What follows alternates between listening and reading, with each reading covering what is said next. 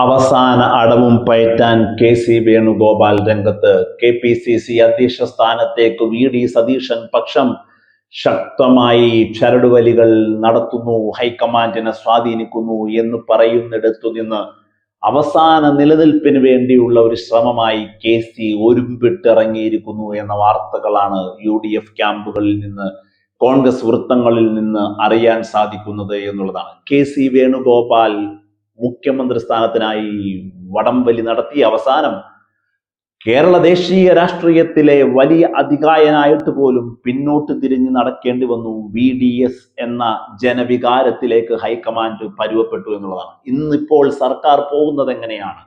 കേരളത്തിൽ പാർട്ടി ഇല്ലാത്ത വിധം VDS അതികായനായി മുമ്പോട്ട് പോയിക്കൊണ്ടിരിക്കുന്നു. പാർട്ടി യോഗങ്ങളില്ല, KPCC മീറ്റിങ്ങുകളില്ല, UDFന്റെ ലീഗിന്റെ ഒരു ജാമ്യത്തിൽ ലീഗിനെ കയ്യിൽ വെച്ച് പരുവപ്പെടുത്തി സതീശൻ നയിച്ച് മുന്നോട്ട് പോകുന്നു എന്നുള്ളതാണ്.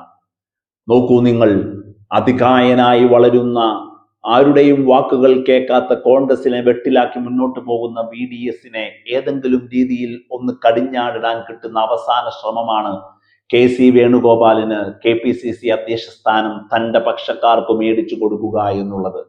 അതിനും കൂടി പരാജയപ്പെട്ടാൽ അധികാര ധ്രുവീകരണമല്ല, അതിഭീകരമായ അധികായകത്വത്തിലേക്ക് കടന്നു പോകും VDS എന്നുള്ളത് കൊണ്ട് തന്നെ ഇത് ഹൈക്കമാൻഡ് എന്ന് പറയുന്നത് ഒരു മിത്തായി മാറിയിരിക്കുന്നു എന്നുള്ളതാണ്. എന്ത് പവറാണ് ഹൈക്കമാൻഡിനുള്ളത്?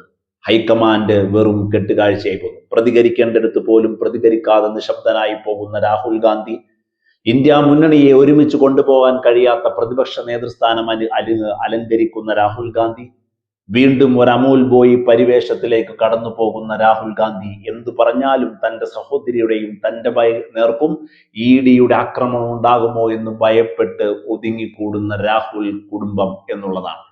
അവിടെ ഏത് രീതിയിലുള്ള തീരുമാനങ്ങൾ എടുക്കാനും വി.ഡി. സതീശൻ അഴിഞ്ഞാടുകയാണ്. വി.ഡി. സതീശന് അതിഭീകരമായ സ്വാതന്ത്ര്യം കിട്ടിയിരിക്കുന്നു എന്നുള്ളതാണ്.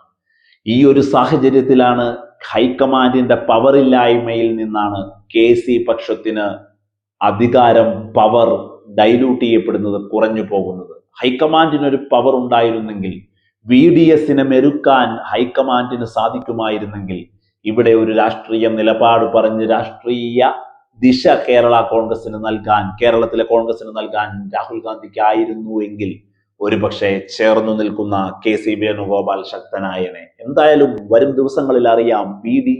സതീശൻ കേരളത്തിൽ ചോദ്യം ചെയ്യപ്പെടാത്ത UDF നേതാവായി മാറുമോ, കോൺഗ്രസ് നേതാവായി മാറുമോ, അതെയോ ഒരു ഗ്രിപ്പ് ഇനിയെങ്കിലും കെ.സി. വേണുഗോപാൽ നിലനിർത്തുമോ എന്നുള്ളത്.